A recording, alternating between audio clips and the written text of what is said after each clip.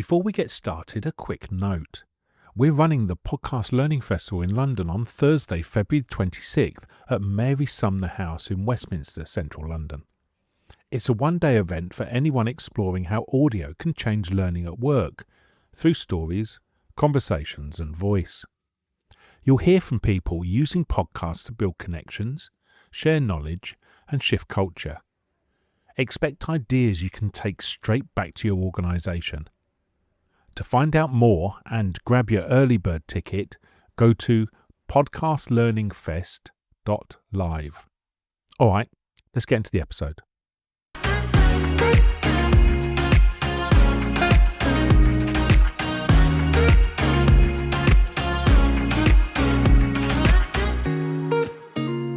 Hello everyone and welcome to this episode, the female voice one of the Women Talking About Learning podcast.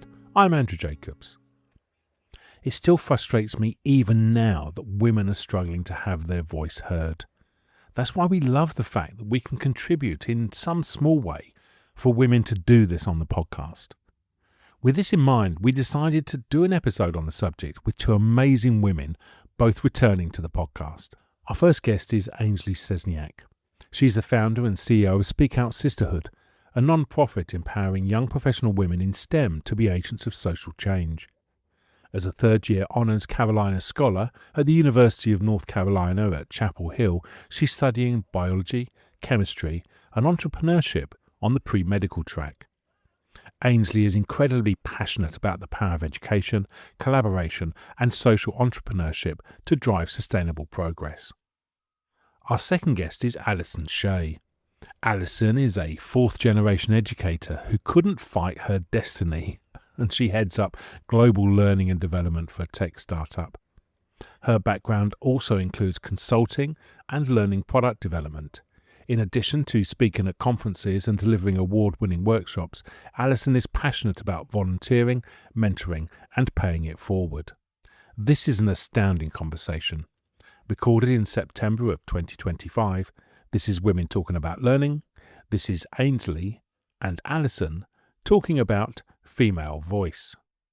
Hey there, my name is Ainsley. I'm really excited to be here. I am a junior at UNC Chapel Hill in the United States, and I also am the founder and CEO of a nonprofit called Speak Out Sisterhood. We're a global nonprofit for young professional women in STEM, and something that I really care a lot about. I also care a lot about women's health and particularly closing the gender health gap in medical education. So that's where I'm at. So excited to be here. Ainsley, I'm so excited to talk to you. I am Alison Shea. I am a fourth generation educator. As I like to say, I couldn't fight my destiny kicking and screaming. And, I was raised by a feminist, by a couple of feminists, actually, both my mom and my dad. And I was taught from a very young age that, girls could do anything boys could do. My mother actually used to rewrite my sexist children's books. And because I couldn't read yet, I didn't know that that's not how the story went until many years later. And so I was really lucky to grow up with all these messages of empowerment. And I never got told the narratives of boys this and girls that, right? It was really about, you can be anything, you can do anything you want.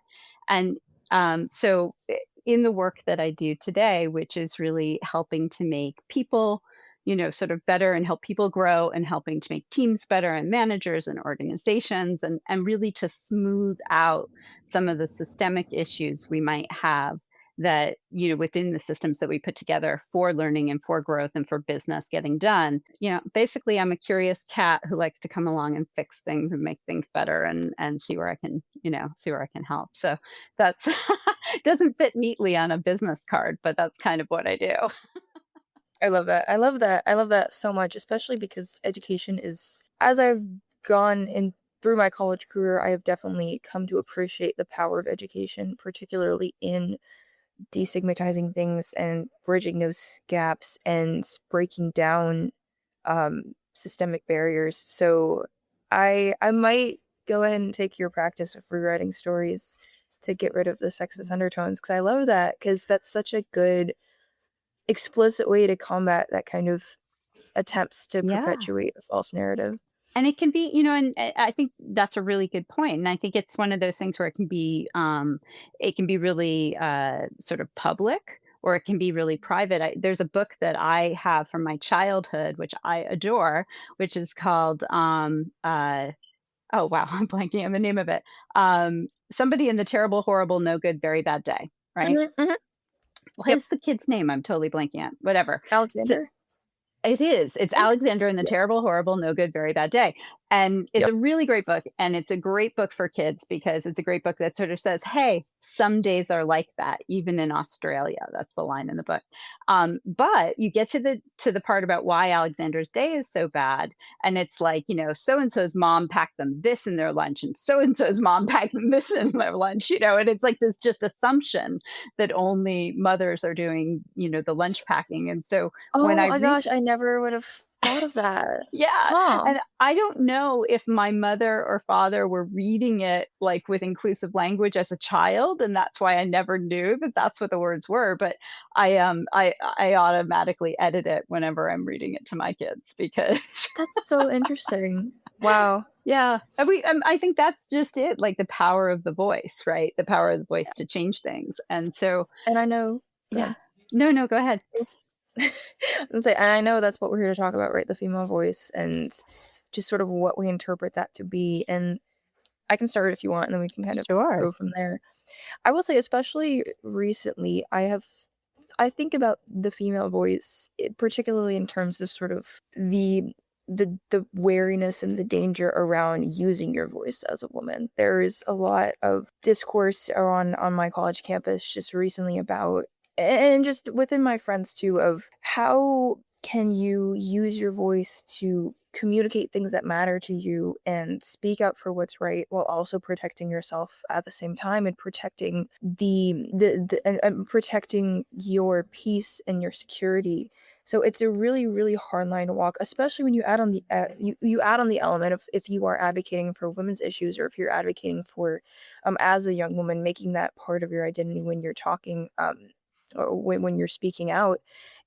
There's a lot of hesitation, and a lot of it, I imagine, is built from a society that we live in that is very antagonistic to women's voices in general, and speaking out about things that conflict with a patriarchal society. So I don't know what as a young woman, that is my perspective right now, very Yeah. much like, how can I slowly start to step into this persona of wanting to speak out about things that I care about, wanting to put my voice in conversations that are really important, but also knowing that I'm still a young woman, and that does put me in some degree, at a level of vulnerability, because of the society that we live in. So just would be curious your thoughts on that. It's actually that's a really great point because, one of the things, especially with growing up with parents who were very active in the civil rights movement and the women's rights movement and in the peace movement, lots of different movements. But my parents were also very focused on humans, right? And like on treating people well, even when you opposed each other and opposed different ideas. And my father, has been known to go up to people at protests and be like, no, you cannot do that. This is a Hmm. soldier who is doing everything they can to keep us safe. You can't treat them disrespectfully, which is really cool because that's the way free speech should be, right? Like free speech Right. should recognize that free speech has a responsibility, right? And so, one of the things I think about, right, because you and I are obviously a couple of years apart in terms of our experiences, Just and a bit. and I would say too that that because when I went to college, I actually started college when I was in high school, and so I graduated much younger than people normally graduate from college. So then all of a sudden I was like out in the workforce, and I was still not that much more than a teenager, you know? And so it was an interesting period of time where I was like still young, but like in this more, kind of grown up world. And one of the things that I think I deal with, and I'm sure you do too, is that we have these moments where we have to make a decision about whether or not we're going to modulate our voice in order to Mm. get something done, right? Because I've been in many, many situations, both in life and in work, where if I say it the same way a man would say it, I will not achieve my goal. But if I say it the way I know will be effective, I'll achieve my goal. Yeah. However, to do so may kind of be taking a step back in terms of, what should be. But Hmm. we don't live in the world of should be. We live in the world we live in today, right? And so here's a perfect example. I have a daughter who's in high school and she actually is like really good at math, really good at STEM. Like, she's taking the AP physics. She's taking like all of these Awesome. classes and there are not as many girls in these classes as there are boys. And my daughter is in this position where she is constantly being asked, particularly by boys in the class, to help them with their work because they don't understand it.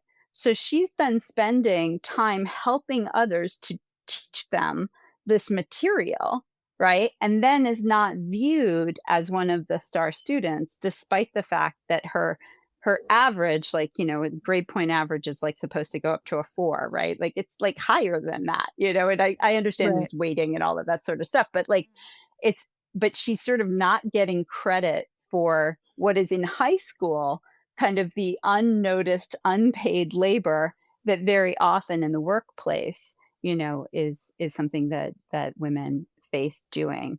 And Yeah. it's just sort of interesting too, like how there are these different generations, but there are some themes that run through.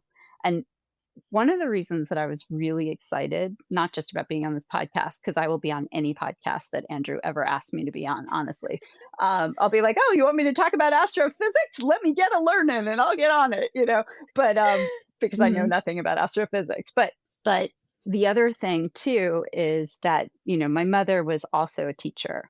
And my mother also was, she loved science. And her favorite New York Times day of the week was the day that the science section was a big section. This is a long time ago. But anyway, Hmm. she's always been really good at math. She and I were both mathletes in school. So today is actually her birthday. And Oh my gosh. so she actually died in March after a 10-year battle with Alzheimer's. So it was time. But it was sort of interesting to me that this was the day that we were going to be talking about women's voices, because I think I love one of the that. Yeah. things that I learned from my mother was how to use my voice for power, how to use my voice. And when I say use it, I mean use my messaging, use not just my words, but how I said things to try and achieve Yeah. goals. And one of the goals that I've really had is not just to seek to inform, which is kind of the bread and butter of what I do, but to help people to understand and connect, and to help people, especially when two things are true at the same time, right? Like you have very different opinions or experiences or things like that. And how can I use my voice in the service of understanding, not just in the service of education? Absolutely. I love everything you said. And I want to go back particular to something you mentioned about your daughter not getting credit necessarily for the work that she's putting in. And I think something that I have definitely come to realize as I'm entering the workforce in different capacities is that you sometimes have to explicitly tell somebody, hey, I did this thing just so that they notice. And I haven't been able to notice yet whether that is something that is stratified by the gender that you are, but at the same time, I have noticed that I have had to do that sometimes in my workforce, tell my boss, hey, I wanted to let you know I did this thing because I want you to know that I did it because it reflects well on me as an employee and it reflects well on my journey through this organization. And doing that is so awkward and so Yeah. hard, and I don't want to do it. But at the same time, I look at those interactions and I'm very glad that I chose to advocate for myself in that way by being so explicit in describing what I've done because nobody else is going to do that for you. Nobody else is going to notice those things that you've chosen to do. And it's really hard to find that balance between wanting to inform others of the achievements that you want them to know about while also not coming across as, attention seeking or bragging or whatnot, which I know is a very common thing that women have to decide for themselves in the workplace of learning how to advocate. This is something that my nonprofit does a lot of work in. Our internship program that we run explicitly attempts to teach young college women these skills of self-advocacy, negotiation, public speaking, because they're so often things that you just kind of have to pick up organically through interactions with people, through mentorship and whatnot. But there's never an explicit, like, hey, let me sit you down and teach you how to advocate for yourself. But it's so important, and so important to make sure that your voice gets heard in the way that you want it to, so you have control over the narrative, and then also in the spaces where you want it to be heard. And I don't know, it's just been an interesting journey for me as somebody who also has always been very like open to helping others, not necessarily for the glory, but just for that self-satisfaction of knowing that I did something good for somebody and seeing them grow. Having to learn how to also tell people about it at the same time, so then I do get the credit that should be granted, maybe if that wasn't the reason why I did it in the first place, but it's still important for others But to you still recognize, like, did the it, work that I right? contribute. Exactly. Right. So I don't know. It's just it's an interesting dynamic as you kind of grow older and you get out of the college kid mindset into the I'm an employee now mindset of how do I protect this journey that I'm building for myself and not discredit the work I've done. I have thoughts if you want. So one of the tactics that I've used and others have used over the years is to, like, for example, at work, to send like a end of week roll up, right, where you sort of have the bullet points of, just want to keep you apprised of these things. You can design it based on, in your world right now in academia, right? Like you may have it something where you're sort of giving an update on projects or something like that. But like in the workforce, and for the folks that you're helping, that you're coaching and upskilling on, like, how to sort of manage this in life, is once you have something documented, it's often more likely to be taken as truth, and it's something you Mhm. can look back. And so what I would do is I would give the email a particular subject line that would then have the dates, because then it's easy to search for them, right? So when you want to pull them all together and do, like, say, a quarterly report or a year end look back, right? You then have all of these things. You can also precede them, in terms of, as you're doing the work during the week, you just jot it in there. And then you can also schedule them to get sent. In most email clients, you can schedule them to get sent at a certain time and a certain day. That having that already pre-scheduled to go out will likely make sure that you fill it out before it goes out, right? So that's a I way to love keep that. ourselves honest. But I think it's really helpful because, the other thing too is to really think about, with any messaging that we have about the work that we're doing, is we really want to talk about it not just in the realm of the task, but in the realm of the outcome. Right. So yeah, Ugh. like in the case of my daughter, right? She's doing this tutoring in class, right, for free.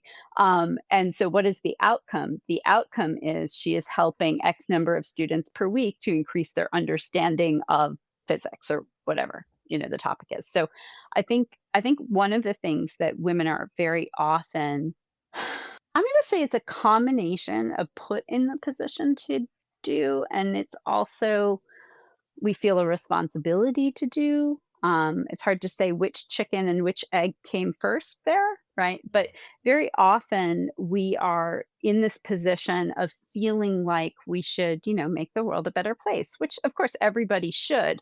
But we often do that in a way that's sort of self-sacrificing. And that, I think, it's something we need to sort of kind of pick apart, right? Like in our lives and in our careers. Like, why am I doing this? What is the benefit to me? What is the benefit to others? And then, like, if there's only a benefit to others, that doesn't mean you shouldn't do it, but it does mean that maybe take some time to think about, how do I now turn this into something that's mutually beneficial, so that it's not just taking away from, like, my education, for example, right? Or it's not just taking time away from the work that I need to do, the work that I'm going to be judged on. So how do I get this work that I'm sort of doing on the side for free? How do I get that to be part of, how I'm being evaluated and how I'm going to ultimately be compensated? And so that's one thing. And then the other thing that we should totally talk about is the power of allies, and about Mhm. how do we sort of, like, if you want to grow vegetables, which I grew up in New York City.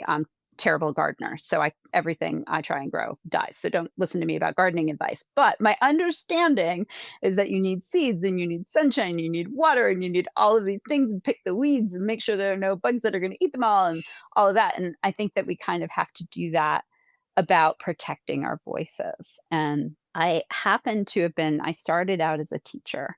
And I taught like everything from kindergarten to college. And then I taught rock climbing because I'm afraid of heights and I still am afraid of heights. But I taught a chief learning officer how to rock climb. And he said, "Hey, do you want a job?" And that was sort of how I wound up in corporate learning.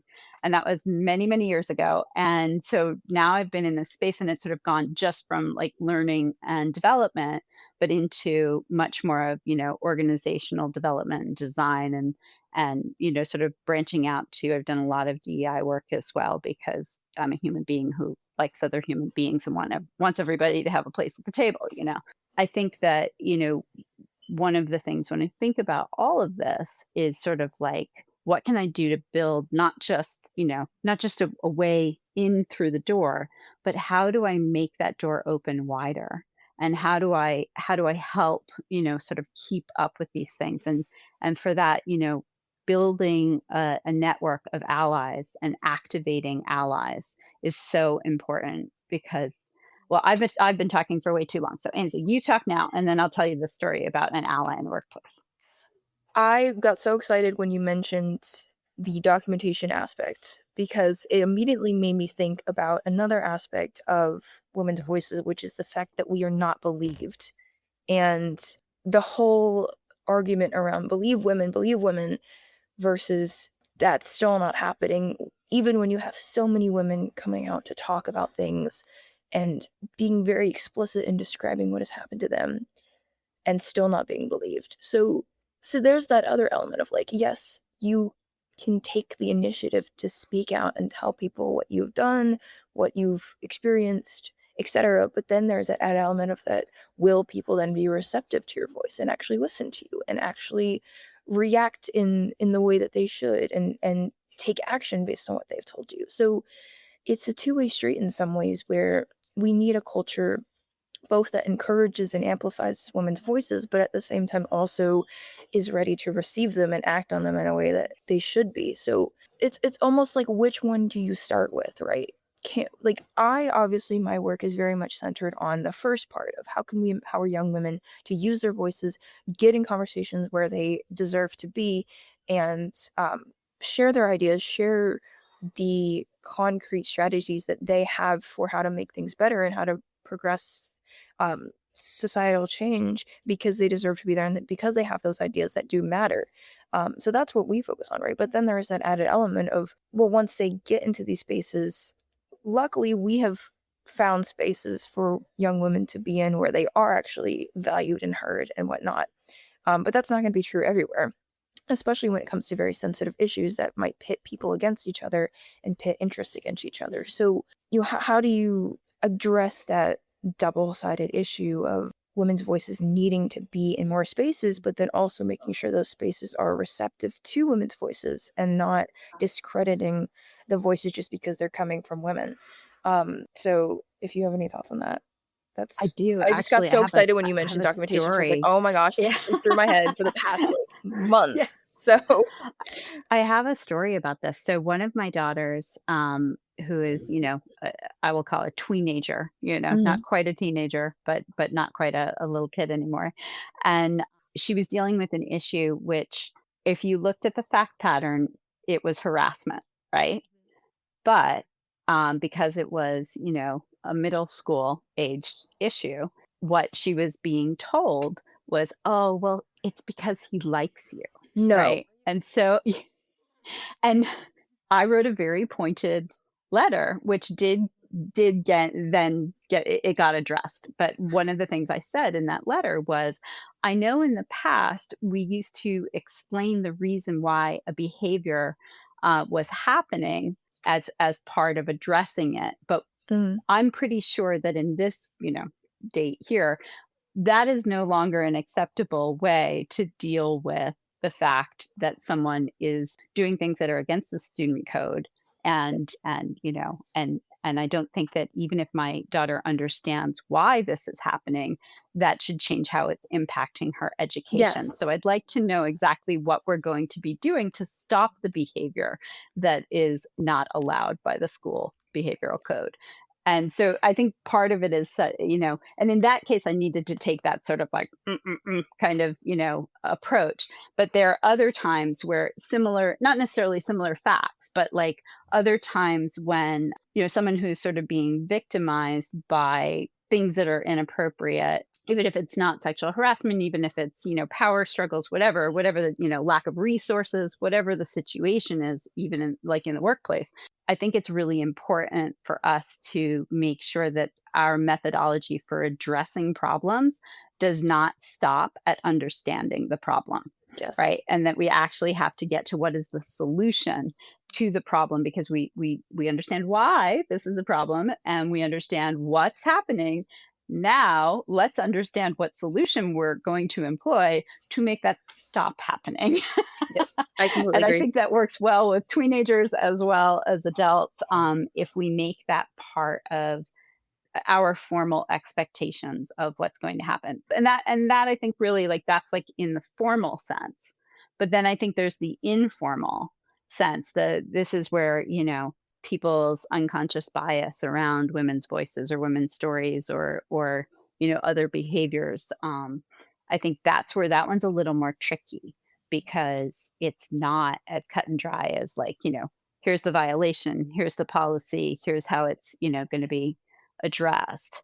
And that's where I think oftentimes, and again, like, I'm going to back off of things that are like egregious, that are like crimes and like stuff like that, and like get much more into kind of the subtle ways that women and their voices are often excluded from, sort of halls of power, right? One of the things I've experienced a lot over the course of my career is I will say an idea, and then like 5 seconds later, someone who has more power will say my exact same idea, and everybody will go, great idea. Whereas it was like crickets when I said it.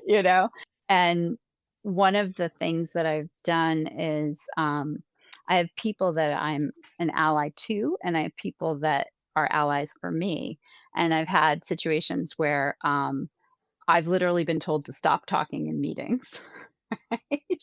And then I had a very senior gentleman in the meeting go, I want to hear what Allison has to say, because she always has the really good ideas. And it was Awesome. really cool to like have somebody have my back like that. And I've had meetings where I have strategized ahead of time with people where there was an ongoing issue of only certain people being listened to or talked to or called on or whatever.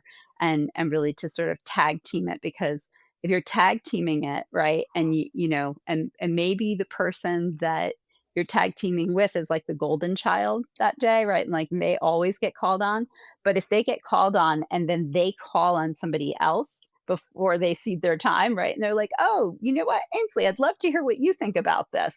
Then, then Ainsley doesn't get shut down in the meeting because Ainsley's already been given the floor. And so Yeah. sometimes sort of having that sort of, verbal dance essentially kind of worked out ahead of time.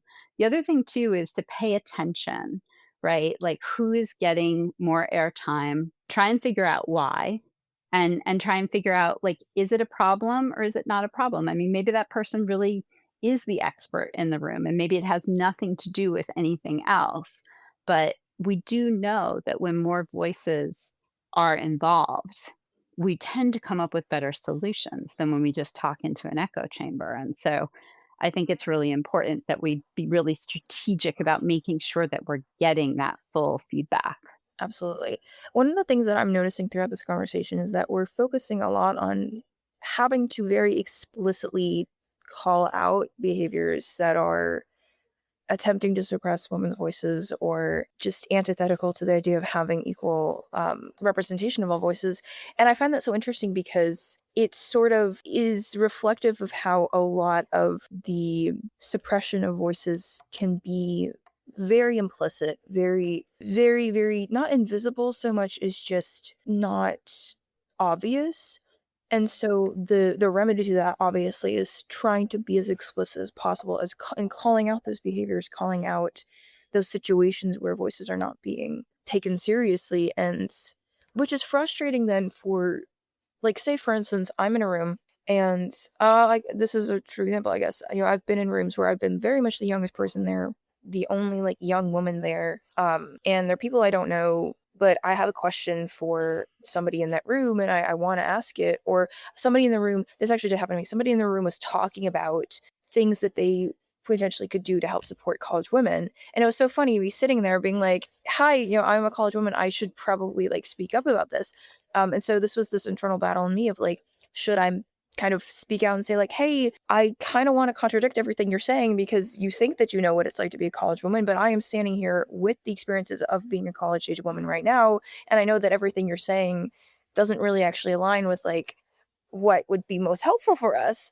So this was this internal battle over of me being like, should I say something? Should I just kind of sit and wait because I'm not really comfortable yet in this space? But I did end up raising my hand. I did end up saying like, as a college woman, actually, I would love to tell you this. And I found, I don't know, it was just, it put me in that position now of having to kind of be not only on the attack of saying, hey, let me just like let you know the thing that you're saying is not completely true.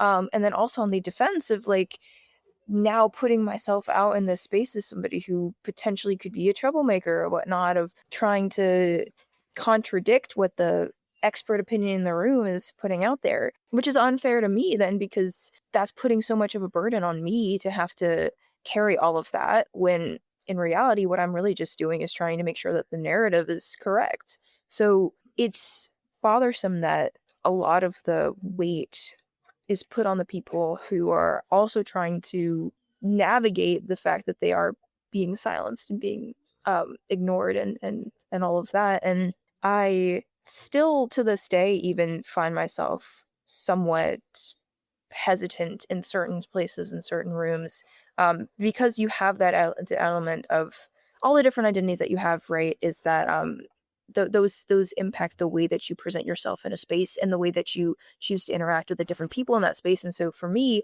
my identities of being a young person and then also a woman really kind of compound sometimes in spaces where I know I really want to speak up about what's being said. I know I want to try to set the record straight, but I also recognize that people are really going to look at me as very much an outsider, both because I'm a young person and also because I'm a woman. So it's it's a difficult place to be, and I think this is really why, like you said, having allies is so important, because one of my favorite people in the whole world, he's a fantastic mentor to me, and he's such a feminist, and I love him for it because he sometimes doesn't even intentionally, but when we're in conversations he'll just say something that's like, I'm like, I wish there were more people like you generally in the world who recognize that the challenges that, in this case again we're specifically talking about women, the challenges that women face in being taken seriously, etc. And I'm so grateful for the people like him who are not by any means a woman, could not possibly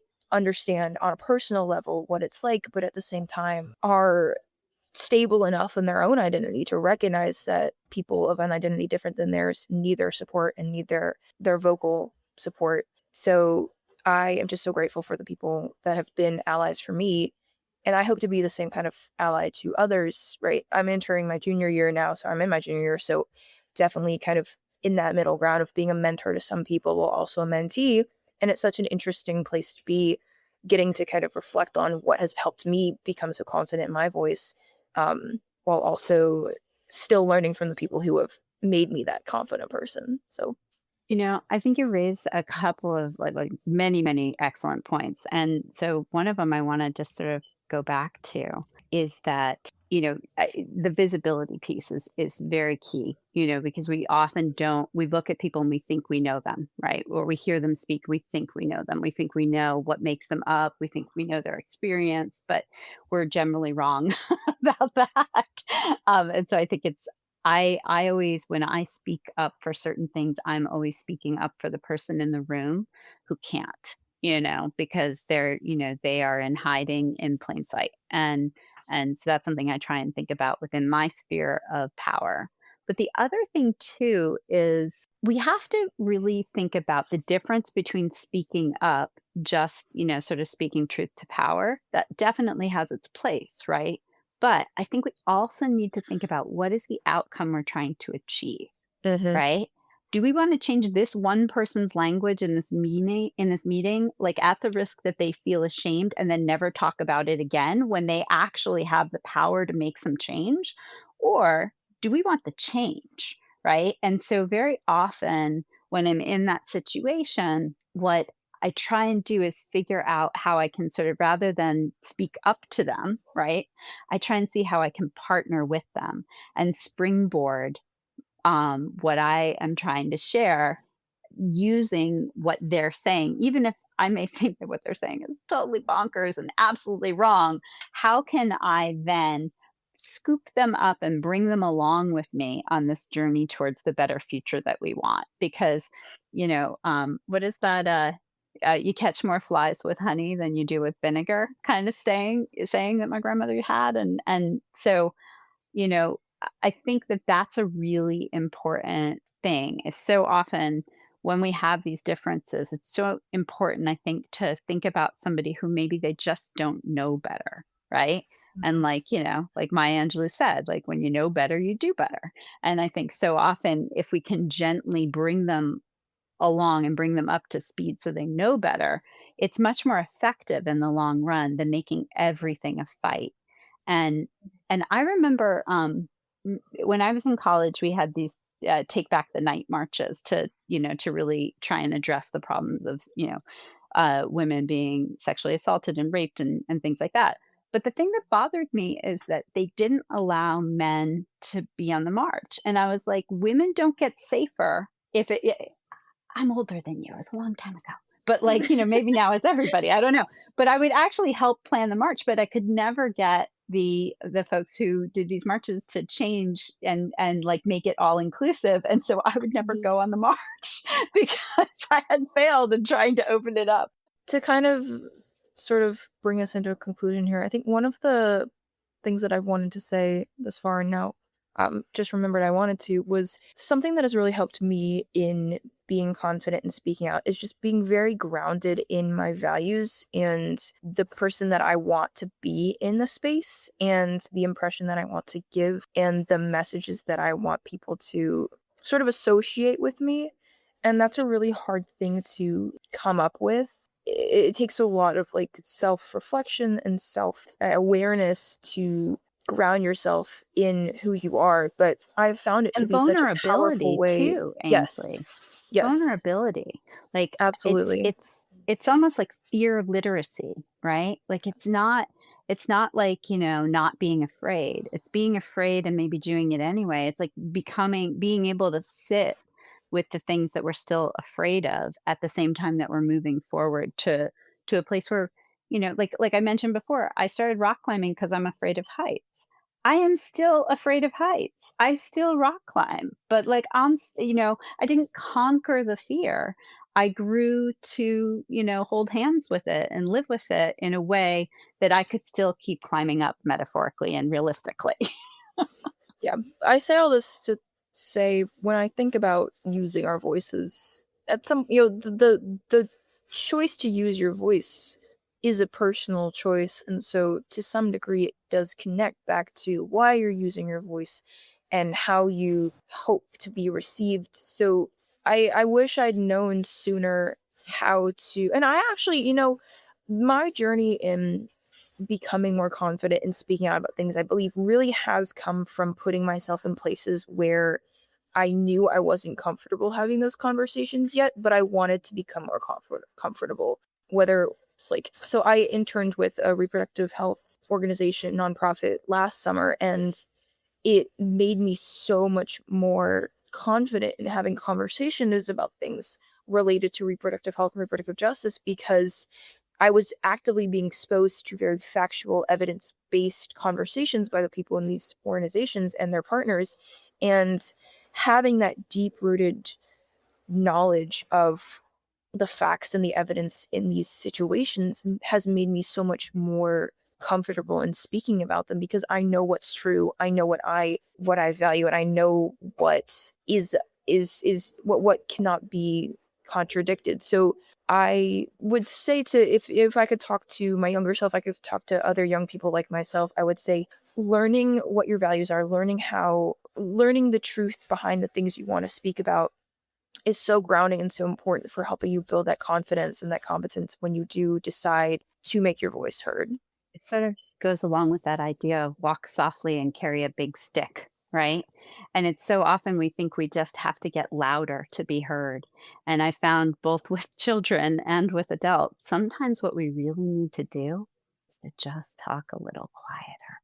And people then sometimes lean in and, in the case of small children, then you can grab them and get them in the car seat. But in the case of executives, it's very often the case that when we get them listening in a calm, quiet conversation, we're often able to make a lot more headway towards understanding than when our conversations are big and loud and all of those walls and defenses and are up and the brain is busy thinking about the comeback instead of listening to the words that you're saying. And it makes a huge difference to for us. And yeah, the burden is often on us to like take some time at the beginning of the conversation, to take some time at the beginning of the presentation to figure out like, okay, and recognizing that I'm looking out at my audience and I'm making assumptions based on how they look, just like they're looking at me and making assumptions based on how I look, right? Like, what is the tactic here?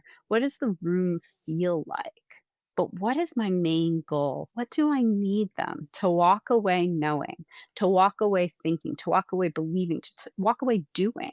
And how long do I need them to do that for? Do I need them to do that for the election tomorrow, or do I need them to do that for the world their great grandchildren will live in? And all of that really makes a difference in how I approach it. And I find it's much more of an art than a science. But like science, we often have to have a lot of failed experiments in order to get to that one beautiful, cure. So I guess we just have to keep trying. All right. Well, it was so great to talk to you. This was so wonderful. Thank you so much for your time. Oh, thank you so much, Ainsley. It was great to hear your voice and learn about, what you're doing. And I'm gonna follow your journey because I'm sure we're gonna see amazing things that you are continue to work on as you go through school and beyond. We love this episode. Both of our guests shared some great advice on getting their voices heard and also the difficulties they've encountered. A massive thank you to Ainsley and Alison for their insight into this topic and for their time in making this a brilliant recording. We know you want to connect with them afterwards, and their details are in the show notes, along with information about how to connect with us here at Women Talking About Learning. Remember to like and subscribe to the podcast on your podcast player. It does make a real difference in helping people find and recommend us. We'll be back in a couple of weeks, and next time it's a returning topic, the more content one. As always, thanks for listening, and we'll see you again soon.